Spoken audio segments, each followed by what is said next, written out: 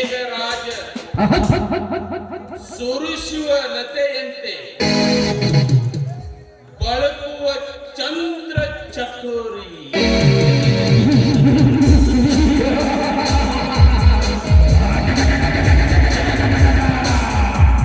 ಚಂದ್ರ ಚಕೋರಿ ಗಿರಿಜಾ ಕಂಡ ದಿನದಿಂದ ಭವದಿ ಬೇರೆಂದು ಕಾಣಲಾಗಿದೆ ಗೌಡನಿಗೆ ರಕ್ತದಿಂದ ಕೆಂಪಾದ ಈ ನಾಗೇಗೌಡನ ನಯನಗಳನ್ನು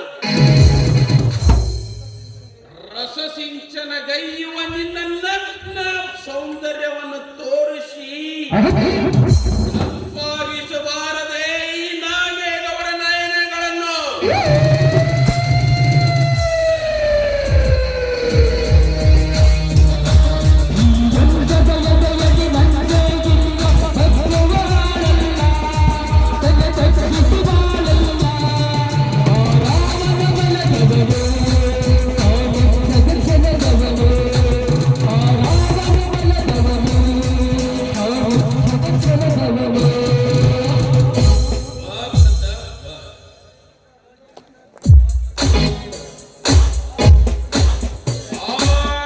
ಜಗದೀಶನ ತಮ್ಮ ಸಂಗಮೇಶ್ ನೌಕರಿಗೆ ಸೇರಿದನಂತೆ. ಆ ನುಡಿಗಳನ್ನು ಕೇಳಿ ನನ್ನ ಕಿವಿಗಳನ್ನು ಸಮಾಧಾನ ಅನ್ನುವ ಸಹಿಸದಂಗಾಗೈತೆ ಈ ನಾಗೇಗೌಡನಿಗೆ. ಪ್ರತಾಪ್ ಗೌಡ್ರೆ, ನಾನು ಅದೇ ವಿಚಾರ ಮಾಡಾಕ್ತೀನಿ ಗೌಡ್ರೆ. ನಿಮಗೊಂದು ಹಾದಿ ಆಗ್ಬೇಕು, ನನಗೊಂದು ದಾರಿ ಆಗ್ಬೇಕು. ಒಂದು ವರ್ಷಕ್ಕೆ ಎರಡು ಕೇಳ್ಕೊಂಡು ನೋಡ್ತಾರೆ ಬುದ್ಧಿವಂತರು. ಆದ್ರೂ ನಾನು ಒಂದು ವರ್ಷಕ್ಕೆ 3 ಕಿಲೋ ಮುರಿದ್ಬಿಟ್ಟು ನನ್ನ ಚಿತ್ತ ಗೆದ್ದು ಬಿಡ್ಬೇಕಂತ ಹುಚ್ಚಾಕಿನಿ ಗೌಡ್ರೆ. ಅಂತ ಹುಚ್ಚಾಕಿನಿ. ನಾನು ಹಂಚು ಹಾಕಿದ್ದು 2 ಹಕ್ಕಿಗಳು. 3ನೇ ಹಕ್ಕಿ ಯಾವುದು? ಗೌಡ್ರೆ, ಅದೇ ಅವರ ಸೋದರ ಮಾವನ ಮಗಳು ಗಿರಿಜೆ. ಗಿರಿಜನ ಯಾಕೆ ಪ್ರತಾಪ್? ಅವಳ ಮೇಲೆ ಇಷ್ಟೊಂದು ಸೇಡು ಯಾಕೆ? ಗೌಡ್ರೆ, ಅಲ್ಲೇ ಇರುವುದೇ ವಿಶೇಷ. ಆ ಚಂದುಳ ಚೆಲುವೆ ಗಿರಿಜನು ಸಂಗಮೇಶನ ಕೊಟ್ಟು ಮದುವೆ ಮಾತುಕತೆ ಮುಗಿದವಂತೆ. ಪ್ರತಾಪ್, ನೀ ಹೇಳೋ ಮಾತು ಖರೇನೈತಿ? ನಾನ್ಯಾಕೆ ಸುಳ್ಳು ಹೇಳ್ರಿ ಗೌಡ್ರೆ? ಬೇಕಾದ್ರೆ ಕೇಳಿ ನಿಮ್ಮ ಕಾರ್ಗಳು ಕಾಡೋಣ. ಹಾಗಲೇ ಶಿವಾಜಿ ಪ್ರತಾಪ್ ಸಾವುಗಳು ಹೇಳುದು ನಿಜವಾಗಿ.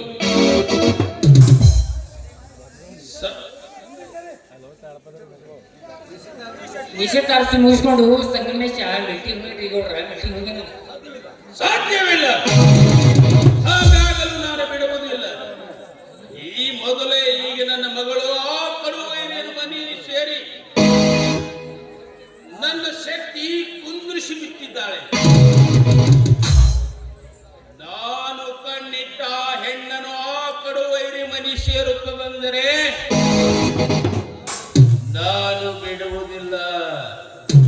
ಪ್ರತಾಪ್, ಇದಕ್ಕೊಂದು ಎಷ್ಟೇ ಹಣ ಖರ್ಚಾಗಲಿ ಆ ಹೆಣ್ಣು ನನಗೆ ಬೇಕು.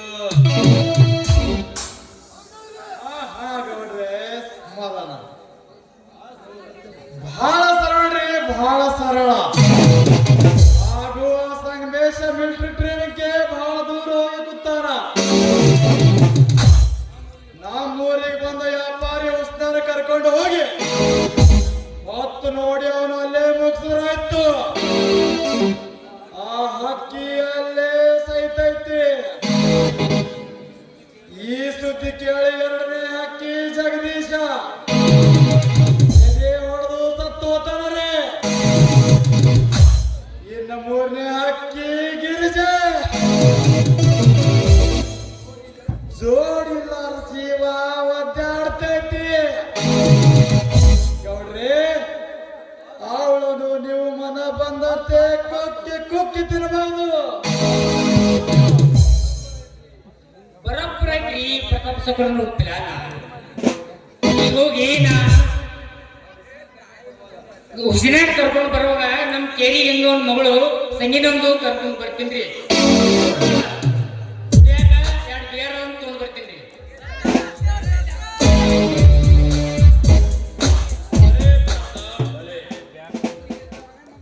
ಹೆಸರಿಗೆ ತಕ್ಕ ಪ್ರತಾಪದ ಸಂಚು ಹಾಕಿ ಸಂಚು ಮಾಡಿದೆಯ ಈ ನಿನ್ನ ಸಂಚು ಮಿಂಚಿನಂತೆ ಸಾಗಲೇಬೇಕು.